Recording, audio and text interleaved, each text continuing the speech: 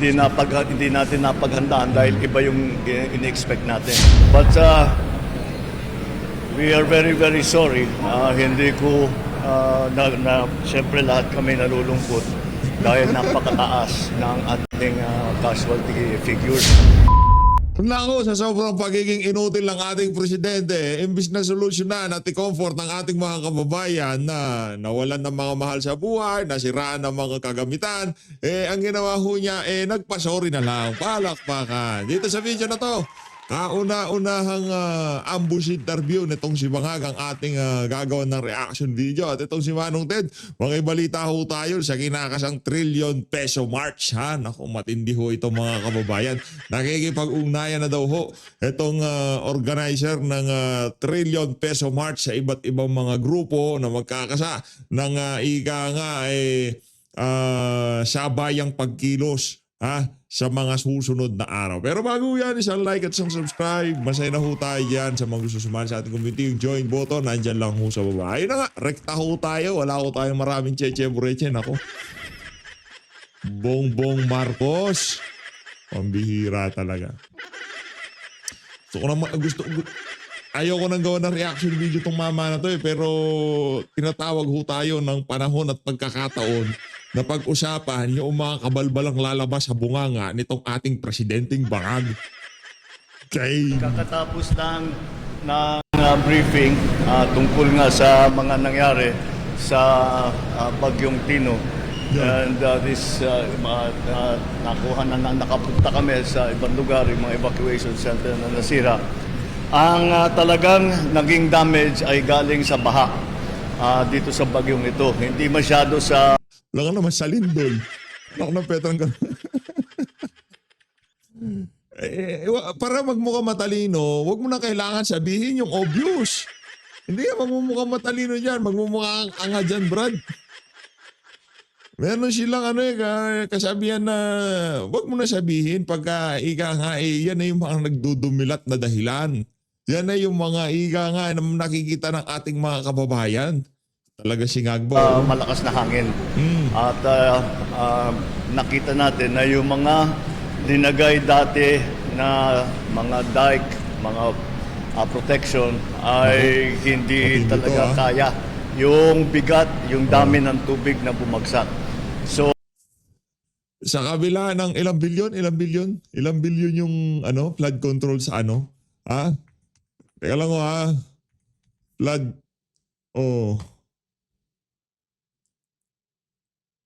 wait lang Sa kabila ho nang nagbuhos tayo ng 26.7 billion pesos dyan sa Cebu, hindi pa rin daw ho kinaya. Hindi. Maraming falsifikadong flood control. Di ba? Kung gumana yung 26.7 billion, malamang sa malamang kahit papaano, hindi ganun kalala ang dinanas ng ating mga kababayan. Yan ho ang mga ebidensya na napakalala ng korupsyon sa administrasyon nitong si Bangag. Okay, kontrolado mo pamahalaan. Pero kami, kasangga namin ng Diyos ng tadhana. Di ba?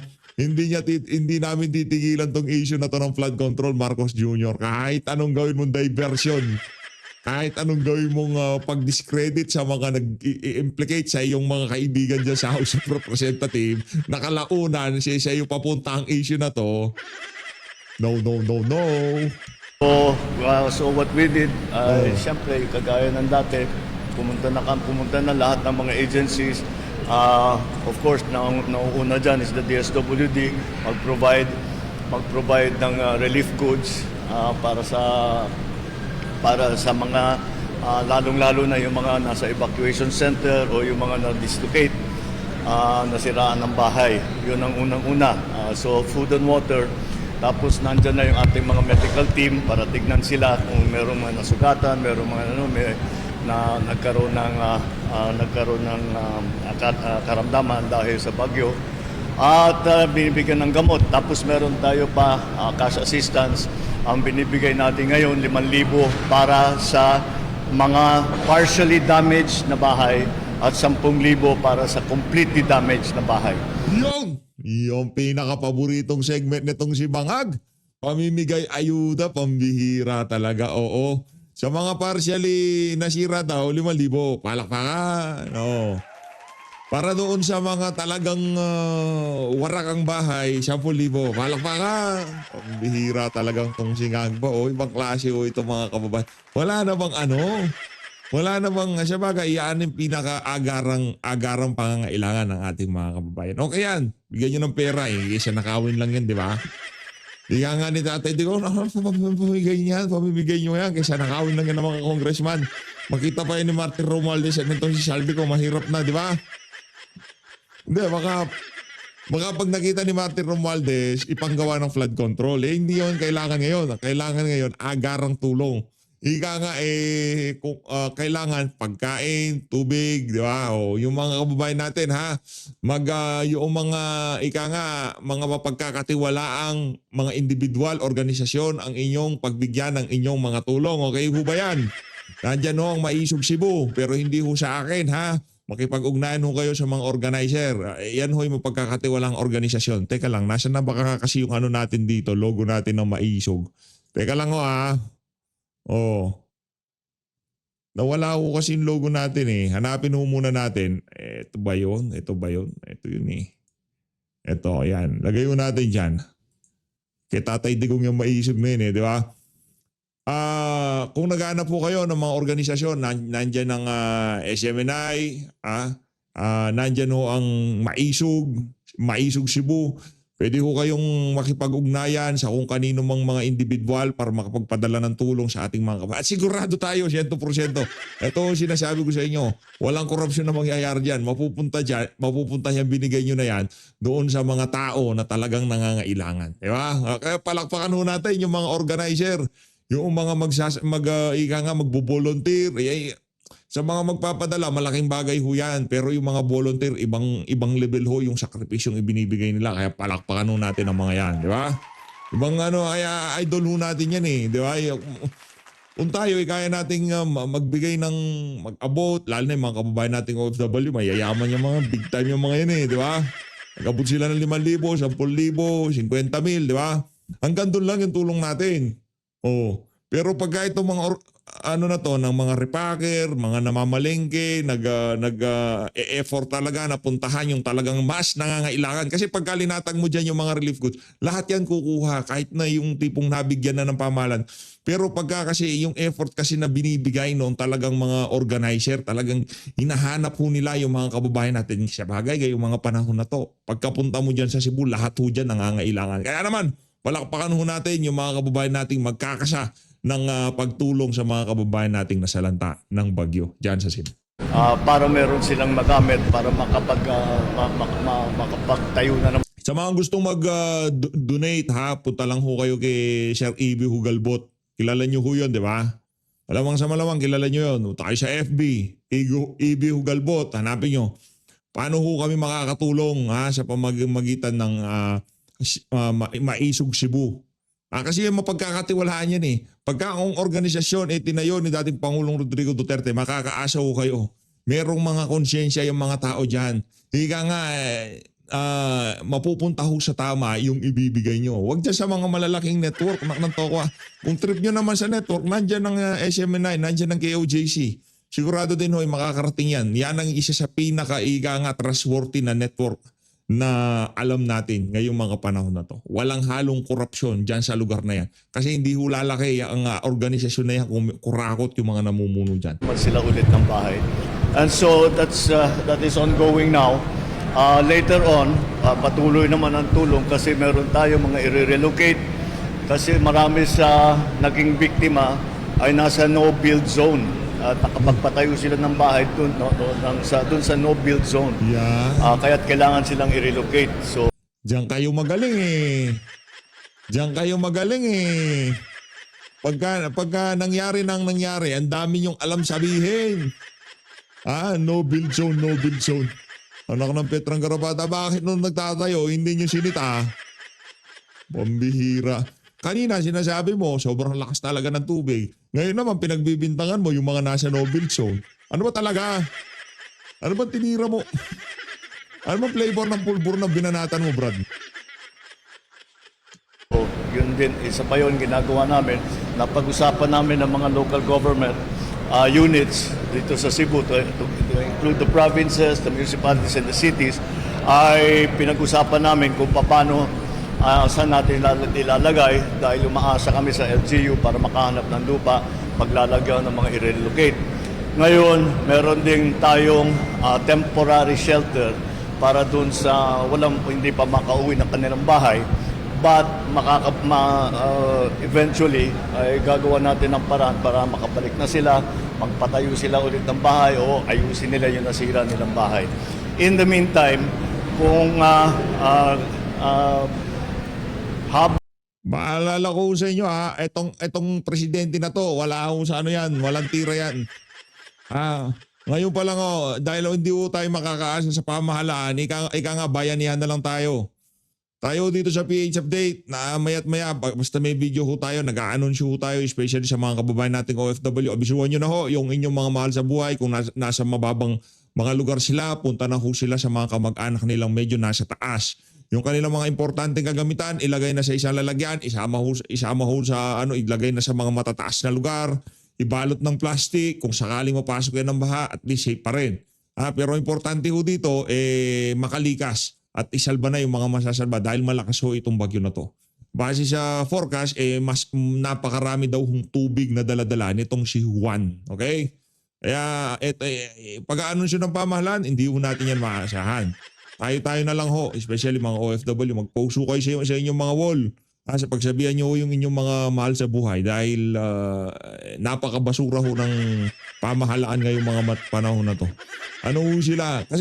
Dapat kasi yung ang pamahalaan talagang yung yung flow ng pamumuno talagang napaka tuloy-tuloy pero dito napakarami yung hindi natin malaman, kumbaga yung sa pagsasalita nila nabubulol-bulol sila hindi natin maintindihan di ba?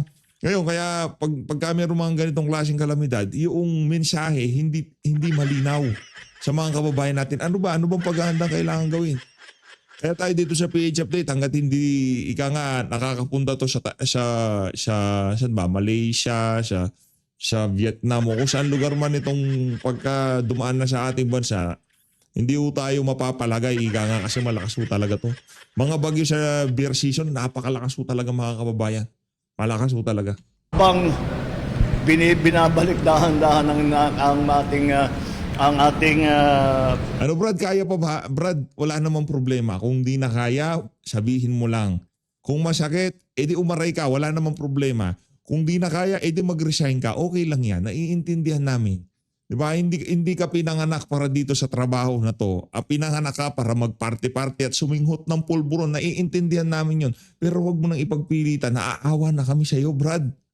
ang buhay ng ating mga kababayan sa normal ay nandito naman lahat ng ibang ahensya, hindi naman umaalis at nagpapaikot pa nga ang public works, for example, nagpapaikot ng mga engineering team para tignan yung mga kalsada, baka na-erode. Anong erode? Anong engineering team? Anak ng towa. Kahit hindi ko tignan yan, kahit hindi ako magpadala ng engineering team dyan, ang kailangan ho dyan, automatic na yan. Ika nga, ano bang kailangan? Yung mga heavy equipment, ilatag na yan. I-clear na yung mga kalsada, di ba? Ano na naman ho ibigay mo doon sa tamang tao na magsasalita dyan sa mga particular na bagay na yan. Huwag kang magbida-bida. Kaya ka madalas na susoplak kasi hindi mo na alam. Daldal ka pa ng daldal. Umaasta ka na alam mo lahat. Ikaw ba si Tatay Digong? Hindi naman ikaw si Tatay Digong Kung ikaw si Tatay Digong, malamang sa malamang may tira ka dyan. Pero Brad, baka kailangan ng ayusin, baka kailangan sarhan. Pero so far, mukha namang maayos. May mga dalawa, tatlo na kailangan tutukan, kailangan tignan na mabuti. Baka hindi na pwedeng gamitin dahil nasira na dahil sa baha. So ito, yung mga engineer namin ng Public Works ay papupuntahin na namin doon para inspection. Gusto ko pupuntahin mo diyan si Bryce Hernandez at itong si Henry Alcantara. Kung di rin lang naman silang dalawa ang mag-i-inspect diyan. wag na lang. Ano na to? Aksyonin nila lahat. At nagbigay din ako ng warning. Nag-stutter na naman. Mahina signal. Pangit yung quality. Pangit ba quality ng pulburon, Brad? Sa ating mga local executives na may padating pa na bagyo. Ngayon, sa tingin namin, hindi naman yata dadaan dito sa Visayas, pero mag-ingat pa rin lahat at hindi natin alam dahil kami kuminsan lumilipat. Kami naman ngayon, Northern Luzon and Central Luzon, ang nag-aabang para dito sa uwan na parating. But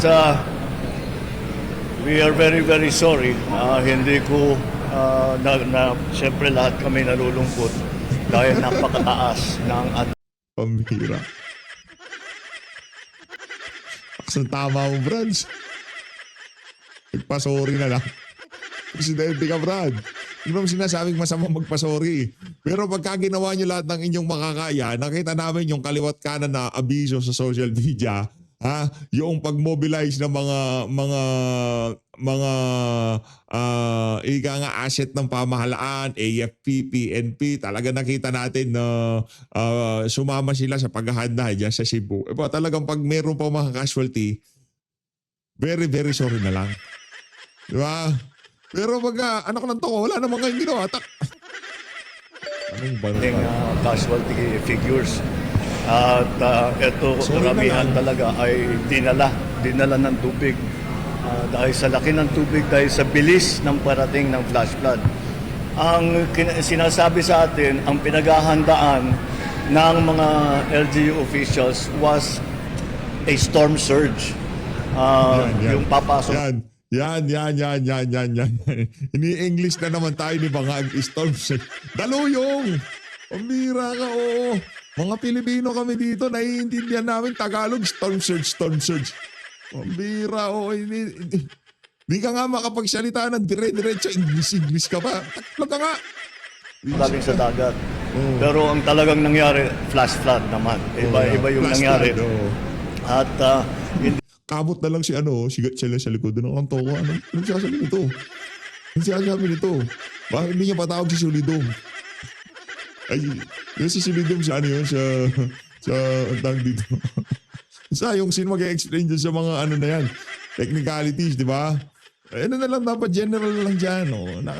Yung naka-preposition na yung mga pangangailangan ng ating mga kababayan, mga temporary shelter, nandiyan na yan. Ina-assess namin yung ganito ganyan. Wala yung tipo. Storm surge, flash floods. Hindi natin napaghandaan dahil iba yung in-expect natin. But anyway, nangyari na. We will be helping the families of those na naging casualty. We will help them to recover, put them back on their feet, and do what we can to make up for the loss that they have suffered. And that is, again, I made the same promise to Cebu, your governor and your mayor, that as long as the national government is needed, we will be here. We are not leaving hanggat maayos na ang inyong mga buhay. At mas okay sana kung sinuot mo yung Amerikano mo dyan tapos nakakurbata ka. Mas okay sana dating yan eh. Kaso kailangan tanggalin yung isang butones para magmumukhang talagang nagtatrabaho.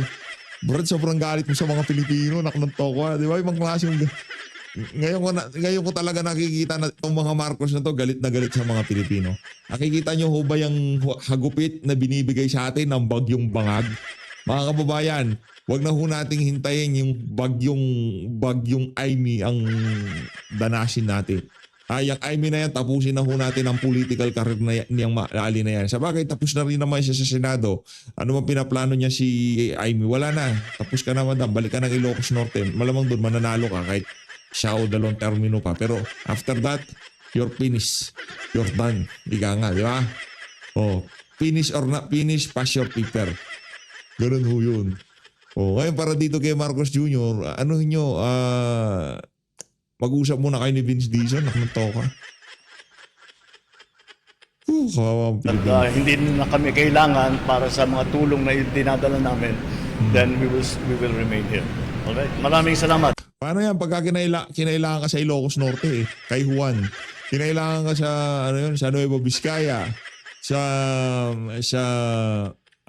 tawag doon sa magkakasunod yan Bandang Baler, sa La Union, basta sa mga norte, mga lugar sa norte, di ba? Paano pagka kinailangan ka doon, nandyan ka. Solid north pa naman yung baluarte mo yun. Sabagay, pati yung baluarte mo pala, sinusuka ka na. Ito, Marcos, oy, bangag, huwag kang aalis, diyan ka lang ha, diyan ka lang. Makibalita ka dito sa trillion. Para sinasabi ng Diyos ng tadhana, linuloko na kayo ng inyong Senate President kung saan nila dinadala usapan, interparliamentary courtesy kabalbalan. Si Marcos Jr. naman kung ano-ano nang pinagsasabi sa media. Yung ICID nila malaman, walang connection pagdating dito sa mga district engineer papunta sa mga proponent. Linoloko na kayo. Inoogag na kayo ng gobyerno. O eto, malakas na bagyo. Magalit kayo.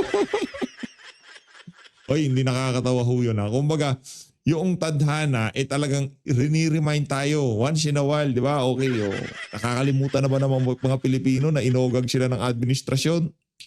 Ginaganon tayo eh. Siguro hanggat hindi ho tayo nagigising, hindi titigil itong si Mother Nature na padalhan tayo ng padalhan ng mga ganitong klaseng dilubyo, no? Kasi pati siguro yung Mother Nature sa atin naaawa na eh. Hanggang kailan nyo ba malulunok itong mga ganitong klaseng kabalbalan? Hanggang kailan ba kayo magtitiis sa mga ganitong klaseng mga bangag na leader, di ba? Hindi ko, tayo ba gumawa ng bagyo? Hindi naman. Kung maaari nga lang, wala nang bagyo sa Pilipinas eh. Kung maaari, di ba? Kung maaari nga lang, malamig sa Pilipinas. Kaso hindi nga rin pwede. Kasi hindi naman natin kontrolado yung mga bagay-bagay na yun. Ang tanong, bakit maya't maya merong ganito? Di ko ba kayo nagtataka? Kasi maging ang Diyos ng tadhana, sinasabi sa bawat isang Pilipino, huwag kayong magpabola kay Soto, ang ICC basura, ang yung presidente bangag. Kaya tuloy-tuloy lang ang rally. Palakpakan. Brad, ang laki ng problema mo, sinasabi ko sa iyo. Ang laki ng problema mo. Kung ako sa iyo, kahit si Vince Dizon, tignan mo naman ang iwi. Tignan mo yung ano ni Vince Dizon dito. Kitang-kita nyo ho. Yan o. Tignan nyo yung ano ni Vince Dizon. Sabi niya, pare, wala to. Talo tayo dito. Papasuri ka, president. Kung kaya, sorry lang na sorry. Baka madaan mo sila sa sorry. Baka yung pagsusorry mo na yan, tumaas ang yung approval at trust rating. Diba? Sorry lang. Sorry lang. Ito na ho tayo dito kay Manong Ted. Game. Itong, itong Luneta. Doon sila November 30. Ito pong binabanggit nyo na INC na rally ay earlier, no? I think it's 17... Apo. 17, 18, 19. Pati po sa EDSA, meron din po sila, dalawa yata po ito. Pero it's separate, no? Yung November 30, ang sabi ng grupong ito, sa pinakahuling statement pa rin po sa amin, as of last night, no? Itong sila ka nato, ang mensahe po nila sa media, nito pong, dali lang po, ito hong kilusang bayan kontra Kurakot, opo, sa November 30 nga po, Luneta pa rin sila. And then ang sinasabi po nila, straightforward, kasi yung grupo po ng trillion peso march na iyan, ayaw pumayag na magkaroon po ng sigaw o placard na ang pinapapanagot ay Marcos Duterte. Specific po yun. Yun daw po ang ayaw ng grupo po ninyo. Meron kayong reaction doon, sir? Ang pinapanagot naman natin na Ted, hindi naman namin sinasabing ayaw kasi nga ang grupo namin is we are for yung buong corruption, yung buong gobyerno, whether umabot yan kay Marcos, kay Duterte, or whoever. Hindi namin sinasabi yan. Ang sinasabi Bakit tayo yun ng placards? Bakit tayo yun ng placards? Itong mga makakaliwa na to, understood na yun, given na yun eh. Gusto nila sila maluklok eh. Kaya gusto nila yung una at pangalawang pinakamataas, dapat siba kasi gusto nila sila umupo. Understood na yun. Magugulo yung kasaysayan ng mga makakaliwa na yan. Mga wala sa hulog yung mga yan. Kung meron man kayo sasamahan, maisog. INC, KOJC, yan hong mga paninindigan at prinsipyo ng mga organisasyon na yan, hindi matatawaran. Huwag lang ho kayong sasali sa mga makakaliwa. Sinasabi naman natin dito, magkaisa tayo sa magkakapares na dikay na manawagan ng malinis na pamahalaan. Pero linawin natin, ano ba ang issue natin ngayon? Given na yun. Kaya nga lumabas tayo, ayaw na natin ng korupsyon, di ba? Ayaw na natin ng korupsyon. Pero kailangan din hong malinaw na kung ano ba ang dahilan kung bakit tayo lumalabas ngayon. Ano ba? Issue ng flood control. Okay. Issue ng flood control, sino yung mga involved? Sino yung mga nakikita nyo naman na may kasalanan? Yung mga gumawa sa budget. Sino-sino yung mga yan? Diba? Saldico, Grace po, Kimbo. Lahat ng nasa BICAM, lahat ng nasa appropriation. Ngayon, sino pumirma? Si Escudero, at saka itong si Speaker Martin Romualdez. Pinahintulutan yung kabalbalan. Diba? O kailangan din nila magpaliwanag dyan. Ngayon, kung napuputol ang usapan, pag dito lang, kay Alcantara lang tayo at dito kay Sara Diskaya. Sorry lang sir ha, itong trillion peso march, baka itong trillion peso march ito yung trillion na kinita ng mga magnanakaw at mahaambunan kayo. Ganun ho siguro to. Lang namin, walang problema, panagutin natin kahit si Marcos, kahit kung sino man pa yan, or si Duterte pa yan, or whatever. Pero hindi ho tayo hihingi ng sila mag-resign o sila ipalitan at this point in time. Kasi nga, yun nga sinasabi ko, hindi naman po ito for a regime change. So kung ang gusto natin managot, tayo ay magkakasundo sa pananagot. Pero hindi yung para pabagsakin ng isang gobyerno o para magkaroon ng palit ng gobyerno. Hindi po yun ang napapanahon ngayon, Sir Ted. So yun po ang sinasabi kong kailangan pagsamahin namin. Pero kausap ko rin na hindi si NATO ang kausap ko, pero marami rin akong kausap sa grupo nila na ang sabi nga namin, ang idea namin is really magsama kami. So we are working on that na talaga magsama yung Luneta Group at yung EDSA Group. So hindi pa ho yan klarado, pero sa aming grupo sa trillion peso, talagang we would like to be inclusive to include everybody. So we're really reaching out na magsama-sama po lahat. Okay, kumbaga po, may pag-asa pa ng unity. Opo. Nadali itong si Attorney Howard Kaleha. Ay, parang kilala ko itong si Attorney Attorney, parang kilala kita. Di ka ba pakawala ni Martin Romualdez? Alam mo, Sir Ted, talagang ako habang magsama-sama tayo, mas maganda. Yan po talaga. As I said, pareho naman ho yung gusto natin, managot sila, kung sino man sila, hanggang kung sino mang opisyal, hindi ho tayo hihinto. Pero hindi ho ito panahon na para magpalit ng any administration or government. Opo. Okay lang, ibig sabihin, lalabas sila sa kalsada pero hindi magpapalit, tuloy-tuloy lang to si Marcos Jr. Okay, alam na natin ibig sabihin yan. Di tayo nananawagan, pero kung ginagamit mo ang iyong sentido común, higa nga, kahit ayaw mong manawagan sa sobrang pagiging incompetent ng presidente na to, mapapasabi ka na lang na kailan. Pero, but legally po, yung pong resignation ng nakaupong presidente o vice-presidente is constitutional. Wala pong paglabag sa batas yun. Wala pong paglabas yun, Sir Ted. Pero ang mangyayari po niyan, magtatawag yung kasi kung mawalan president, vice president, o senate president, o ang uupo, kailangan magtatawag siya ng eleksyon. It does not disqualify the vice president or any other official to run. Yun lang ang kanilang kinatatakutan, hindi ma-disqualify. Kailangan impeach muna kasi. Bago natin i-overthrow ang administrasyon ni Marcos Jr., kailangan muna ma-impeach si VP Sara. Yung ba gusto mangyari nitong trillion march na to? Run as president. So, ganun din. Hindi ko sinasabing overthrow ha. Hindi ko yung konteksto baka i-splice tong video na to. Hindi ho yun ang ating panawagan at kailanman hindi ho tayo mananawagan ng ganon. Ang sinasabi natin dito, gusto nyo bang i-impeach muna si VP Sara? Pagkatapos doon kayo mananawagan na kailangan na mag-resign ito si Marcos Jr., kailangan na siya mapalitan. Kung hindi kayo makapanawagan ng ganun ngayon dahil si VP Sara, kung sakaling mag-resign itong dalawa na to, mananawagan ng eleksyon ng Senate President at makakatambo si VP Sara, hindi kalaunan mananalo si VP Sara. Nako, 3 trillion peso march. Mag-march kayo papuntang Malacanang at kumubra na kayo doon. Ulit yun. So, it would remain, kumbaga, malabo rin yung parang snap election in a process yan. So, hindi rin kami papayag dyan dahil hindi rin malinaw kung ano ang mga proseso doon. Hindi ho naman siguro snap election kasi kung may uupong presidente o vice presidente, you have to wait until the next election in 2028. Well, anyway, that's... Hindi po. Kasi yung pag Senate President po yun, parang transitory po yan, nasa batas po natin, kailangan magtawag siya ng eleksyon. Okay. Anyway, so sir, dito po kasi ngayon sa mga sinasabi po ng ating nakakausap din na sa parehong panig, pati ho pagpapangalan sa mga proponents, mga mambabatas, ayaw daw po ng grupo ninyo.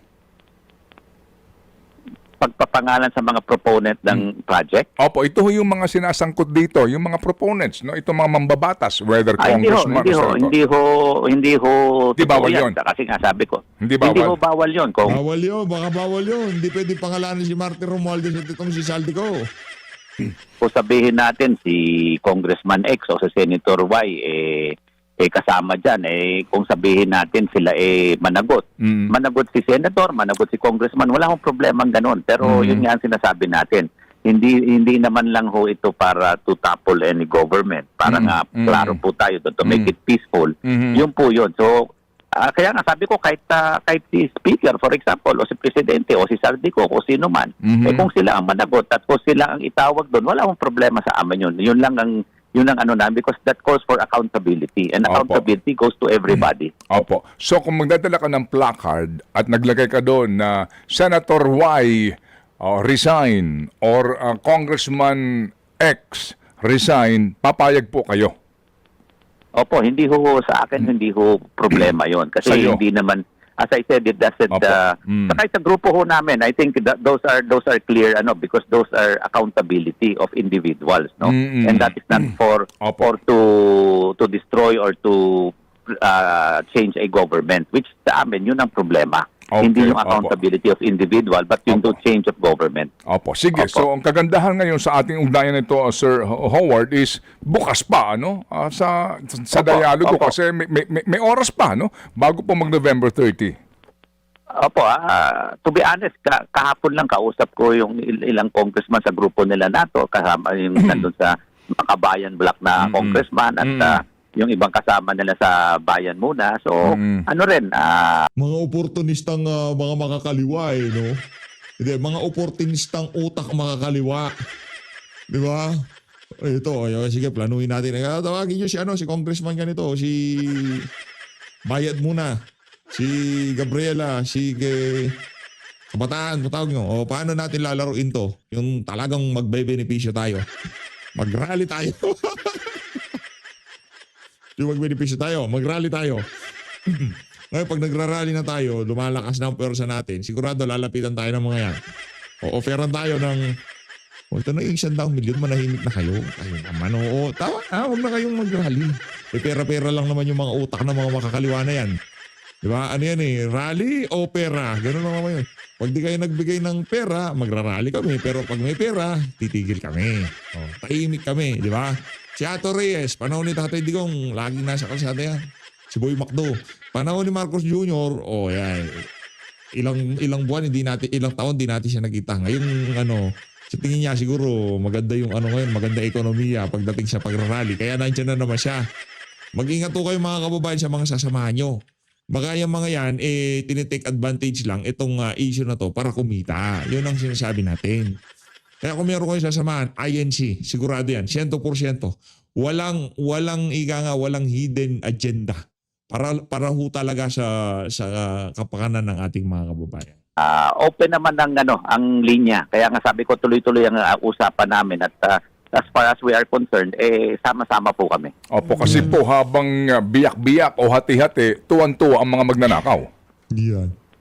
Kaya nga po, kaya hindi kailangan tayo po ang kailangan tumindig at lumaban Opo. sa kanila kasi pag hinayaan natin sila, lalaki sila. Sabi ko nga, yung crocodile, Godzilla na sila ngayon, paano natin lalabanan yun? So kailangan sama-sama tayo dahil mas malaki na yung kalaban natin. Okay, sige po. So siguro makikibalita kami, Sir Howard, kung meron na pong update kayo dito sa sa inyong negosasyon, sa pag-uusap po ninyo Opo, para opo. sa common ground and common place po sa November 30. Meantime, Attorney Howard, tanungin ko lang po kayo.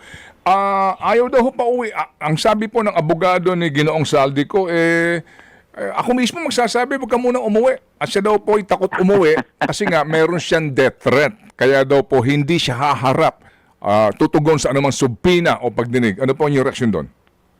Alam mo, bilang abogado rin, hindi ko naman sisisihin si Attorney Roy, no? I mean, kasama naman natin yan sa profession. Talagang siyempre sasabihin niya not guilty yung kanyang kliyente. Alam nga naman aminin niya na guilty yung kanyang kliyente. Alam nga naman pa ipitin niya dito yung kanyang kliyente. So sa akin, that is just kumbaga par for the course for him as the lawyer and the spokesperson for the law for his client. Pero kung sasabihin natin hindi natin siya pauuwiin, I think that is a disservice not only to his client but also to the Filipino people. Kasi kung sasabihin niya, pinagsisigawan ni Attorney Roy, hindi ka guilty. Kung hindi ka guilty, the best way to really to say that you're not guilty is to face the issues. Habang nagtatago ka, alam ng tao na guilty ka. Ngayon, kung sasabihin natin, mayroon death threat, alam mo, Sir Ted, ako rin, ang dami kong death threat. I'm sure ikaw din, maraming death threat. At kung yan lang hindi yan issue, I think that's not an issue because if you're in public service, death threat is part of it. Kaya nga, alam mo, kung nakita ko, kung masasabi ko lang, every time nakikita ko dati si Saldi, 2-3 ang kanyang back na kotse, ang kanyang mga bodyguard, more than 1 dozen. Sasabihin mo, natatakot siya. At I don't think may katotohanan yung death threat na yan. So, I think it's just an issue that they want to skirt the problem na ayaw nila magpakita. Pero as I said, if you really want to clean your name, talagang kailangan you have to answer the issues. Kasi nga, problema yung hindi pagsagot. And it is more of the service not only to the Filipino people but to his client na hindi nila sagutin ang mga issues. Okay, sige po. So, sa kabilang banda po naman, reaksyon lang po ninyo dito po sa placard na dala kahapon nitong si Chairman Andy Reyes. What the world needs now is love. Love. Not greed, not selfishness. Yan. Alam mo, totoo yan. At Hindi ko pa ito kay Attorney Howard, medyo na ako sa'yo, Brad, Threatened ka na. alam mo si Chairman Andy, mahilig kumanta yan, mahilig sa mga banda yan. So, siguro nadadala niya yung kanyang likeness for singing dyan sa kanyang just to, tingin ko it's his way to lighten up the mood kasi masyadong mainit na ang Walang kwenta ho itong trillion peso match na to. Huwag ko kayo sasama dito. Mga wala sa hulog itong mga itong mga organizer na to. Tama lang daw yun, yung ICI, naman to kasi bagay, magkakasama naman pala kayo, nasa isang grupo kayo, di ba? So Luis, maraming salamat po sa pag-support sa PH Update. Mag-ingat po kayo lahat. Mahal natin ang Pilipinas. Ng petang karapatan nangyayari sa Pilipinas.